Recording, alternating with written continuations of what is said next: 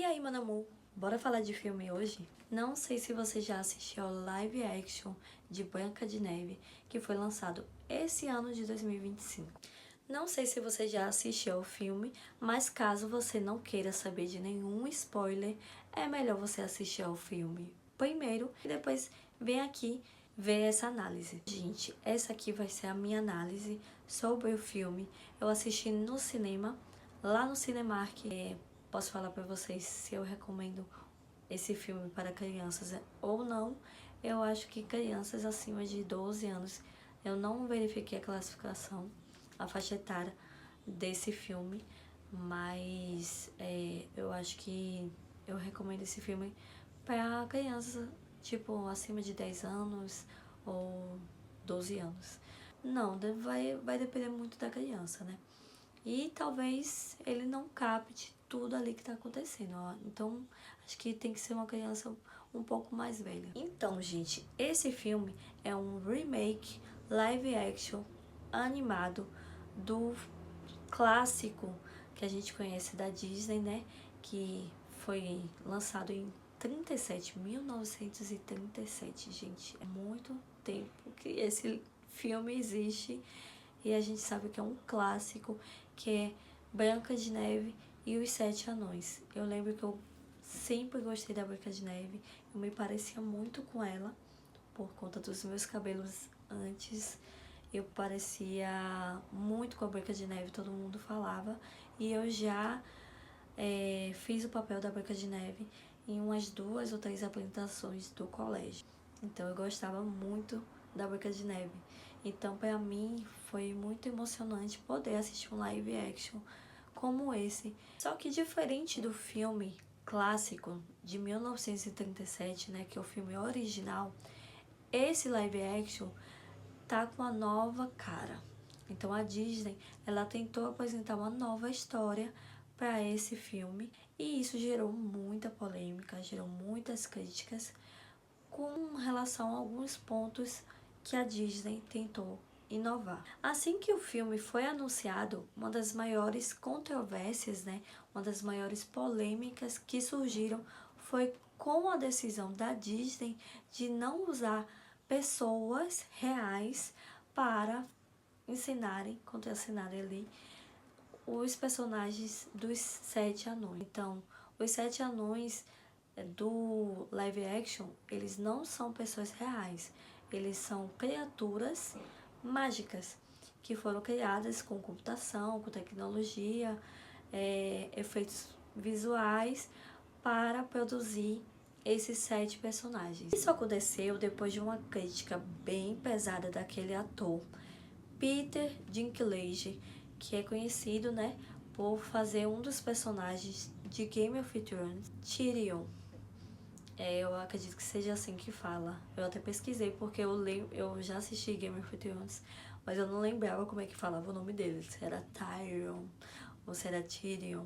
E ele criticou bastante essa questão do estereótipo acerca dos anões, que eram, né, na história clássica de 37, eram pessoas com nanismo. São pessoas que têm nanismo e ele criticou muito, esse ator, ele criticou muito essa questão desse estereótipo criado acerca desses anões. E para ele não fazia sentido a Disney inovar colocando uma atriz latina para ser a Branca de Neve. Já é outra crítica que rolou muito. Então, para ele era muito incoerente a Disney ter inovado nisso, porque colocou uma mulher latina para ser a Branca de Neve, mas com relação aos Sete Anões, manteve esse estereótipo acerca de pessoas que têm nanismo. Então a Disney olhou para essa situação e suspeitam que depois dessa crítica feita pelo Peter, suspeitam que a Disney se posicionou, né, falando com a comunidade de pessoas que possuem nanismo para saber realmente se seria uma atitude que criaria um estereótipo para eles ou não, se seria de boas ou não. E por fim, eles decidiram não colocar pessoas com nanismo para fazer os papéis dos 7 anões. Então eles decidiram realmente criar criaturas mágicas com computação, tecnologia, né, IA, efeitos visuais, tudo mais, para criar esses personagens no lugar de pessoas. E tanto essa questão dos anões, que não eram mais pessoas, como a questão também da atriz que foi escolhida para ocupar o personagem principal, que é a Branca de Neve, essas duas questões geraram muitas críticas. Então as pessoas criticaram muito essas duas decisões da Disney, que foram bastante inovadoras. Então, eu assisti o filme no cinema e como eu falei, né? Então, eu assisti esse live action no cinema e eu, como uma fã de Branca de Neve, eu realmente esperava mais. E eu não tô dizendo que o filme é ruim, mas no geral, eu acho que ele deixou a desejar. A produção do filme, ela foi cara, mais ou menos ali 250 milhões de dólares. E isso se mostrou muito na produção dos efeitos visuais. Com relação a isso, o filme foi muito bom, foi quase que impecável. A produção visual foi quase perfeita. Particularmente gostei da escolha da substituição dos anões por criações tecnológicas, né, ali de computação que eles criaram. Eu particularmente gostei muito e eu acho que deu um ar de magia de maior, sabe? Pelo simples fato de que não são pessoas, são criaturas mágicas. Então acho que deu uma magia maior ao filme. E foi um dos menores problemas para mim com relação ao filme no todo. O que me incomodou mesmo foi a forma que o filme foi produzido. Parece que eles estavam fazendo as coisas com muita pressa, muito rápido, então eles aceleraram muito o filme. Eu senti que faltou emoção nisso aí, nessa pressa por fazer. Eu não sei se para acabar logo o filme, já que estavam gastando demais, gastaram muito dinheiro, eu não sei. Eu acredito que algumas cenas clássicas do filme, como a cena da bruxa má, que ela fala espelho, espelho meu, que ela começa a falar isso com o espelho, eu acho que foram mal aproveitadas. Foram cenas que você olha, as coisas aconteceram muito rápido. Então não parece que não deu aquele enfoque no que estava acontecendo, tipo aquela coisa daquela tensão, sabe? Dela olhar pro espelho, dela esperar o momento certo e tudo mais. Parecia que simplesmente eu olhei pro espelho, falei, o espelho já me mostrou quem era a pessoa mais bonita e pronto, acabou. Eu senti muita rapidez, muita pressa para fazer as cenas. Então eu acho que até as cenas mais clássicas do filme, como essa do espelho, não tiveram impacto. Elas não tiveram muito impacto, porque elas foram muito rápidas, elas foram corridas. Não desenrolou bem, não desenvolveu bem a história. Tinham tudo para dar certo, mas como eles foram muito rápidos, não teve emoção, não teve impacto. Teve até a cena que mostra a madrasta, né, a bruxa má, ela pegando a maçã e mostra ela passando com a maçã e indo até onde ela faz lá a bruxaria dela, né? E só que nessa cena não tinha mostrado ainda pelo espelho que a mulher mais bonita, a moça mais bonita, era a Branca de Neve. Não tinha mostrado ainda. Aí ficou aquela coisa assim, será que eles se precipitaram? Tipo, já mostrou uma maçã do nada? Ou será que ela já estava se preparando para se tivesse a pessoa mais bonita, entendeu? A mulher mais bonita que ela já estava se preparando para envenenar a maçã para dar para essa pessoa. Então ficou uma coisa assim meio sem nexo. Parecia que não tinha um nexo, entende? Nas ações que estavam se desenvolvendo ali. Então acho que perdeu um pouco o clímax, sabe? Perdeu o clima, perdeu a tensão daquela cena, porque essa cena pra mim é uma das mais tensas. A cena que ela descobre, que é revelado a ela pelo espelho, que ela descobre que ela não é a mais bonita, né? E ela se ira, ela se revolta. E ali ela começa a planejar contra a Branca de Neve propriamente. Além dessa questão dos anões, outra questão que gerou muita crítica foi a escolha da personagem principal da Branca de Neve. Escolheram uma atriz latina chamada Rachel Zegler. E essa atriz latina, ela foi muito criticada, né? Criticaram muito a direção da Disney, que dirigiu o live action, pela escolha de uma mulher latina, né? Que não tem os traços originais do clássico da Branca de Neve de 1937. Mas eu, particularmente falando, não acho que esse foi um grande problema para o filme, porque eu acho que a atuação da Rachel foi muito boa. Eu gostei muito da atuação dela. Eu não posso culpar ela por um problema que não foi dela. O problema do filme em si foi da direção do filme, que não soube valorizá-la. O problema do filme em si foi da direção do filme, que não soube valorizar a própria atriz Rachel como a personagem principal que ela era. Se você olhar as redes sociais da Rachel, depois eu fui procurar. Tem fotos dela usando cabelos curtos, perucas e tudo mais. Eu já vi foto onde ela estava muito mais bonita do que ela se apresentou no filme. E não por culpa dela, porque quem decide isso é a direção do filme. Acho que eles apagaram a Rachel. Acho que eu senti que eles apagaram a atriz principal.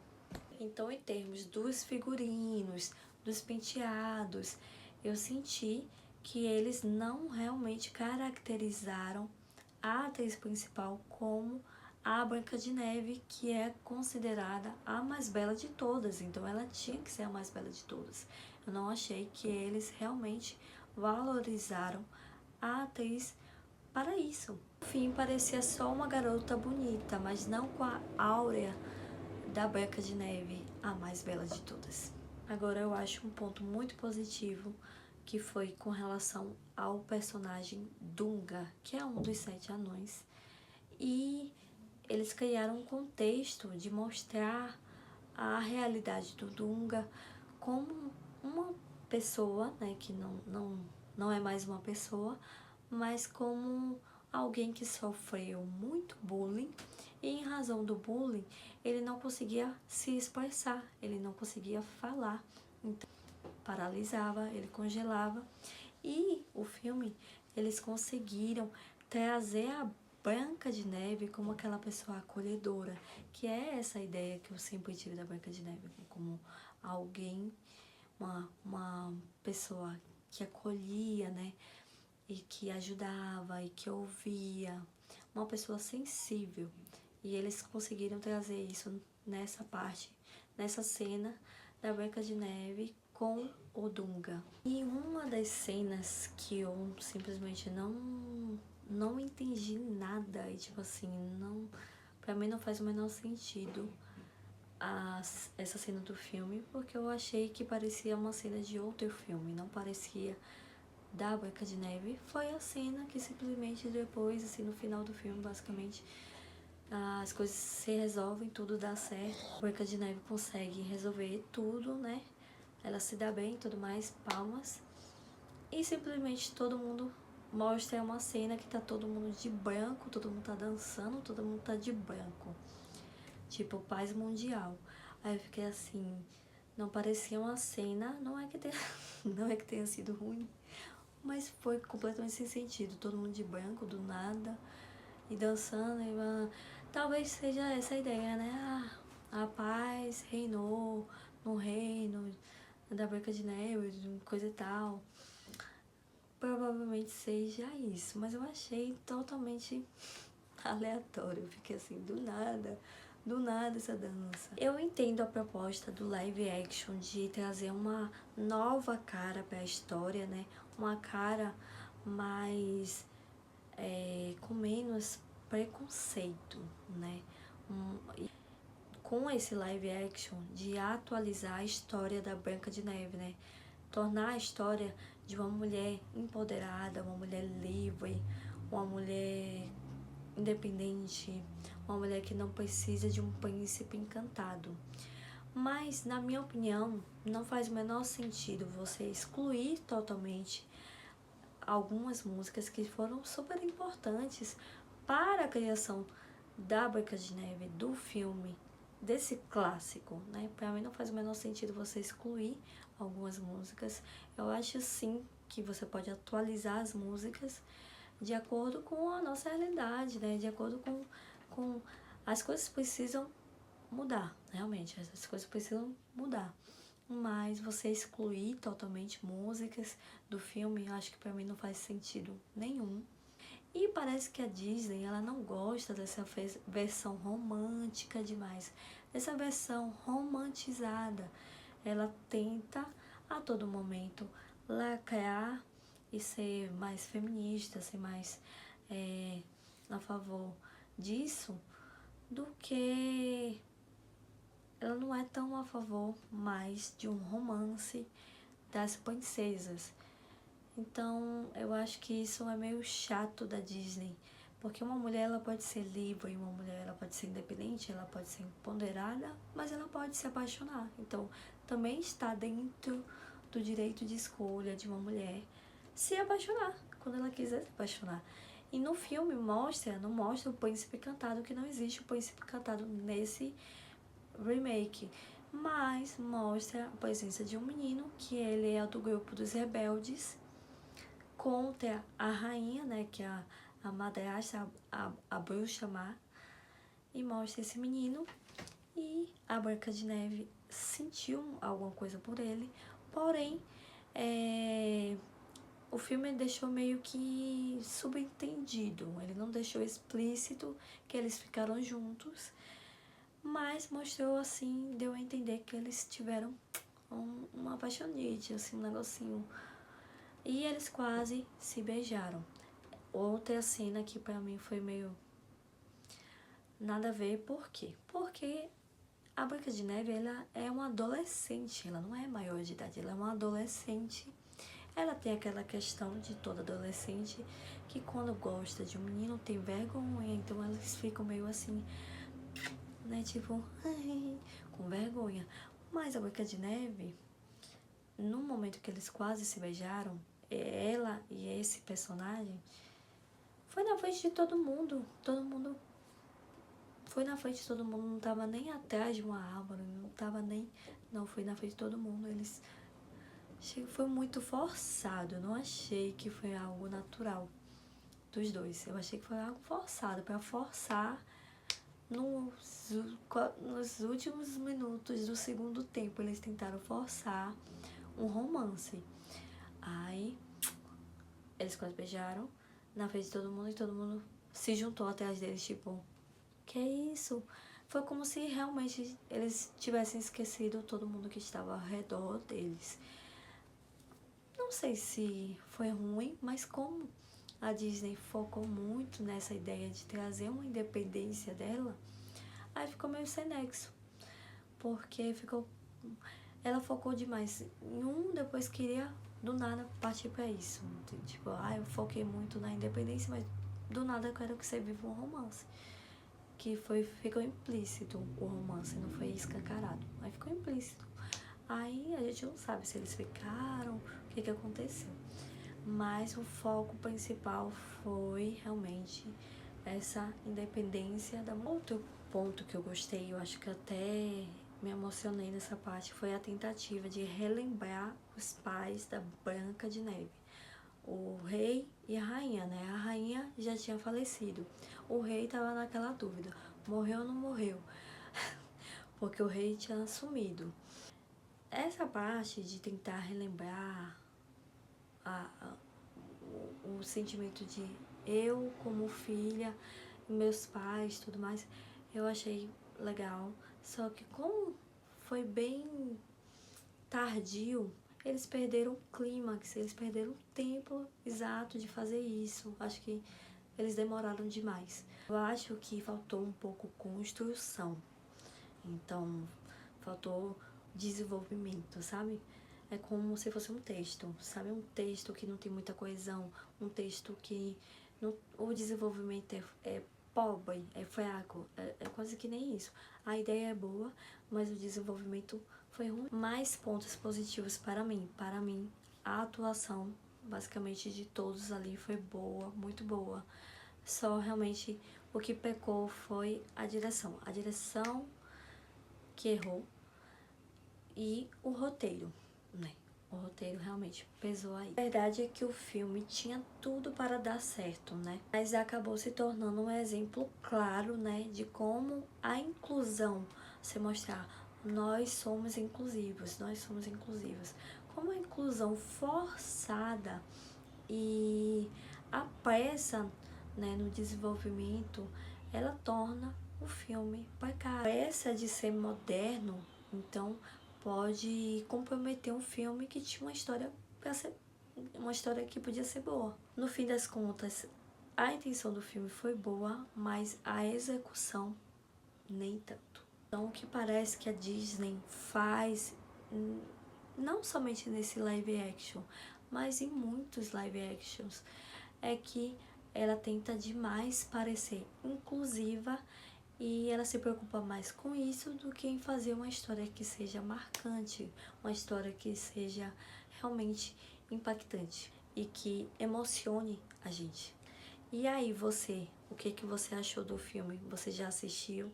Você acha que vale a pena esse hypar demais, né? Ser inclusivo demais?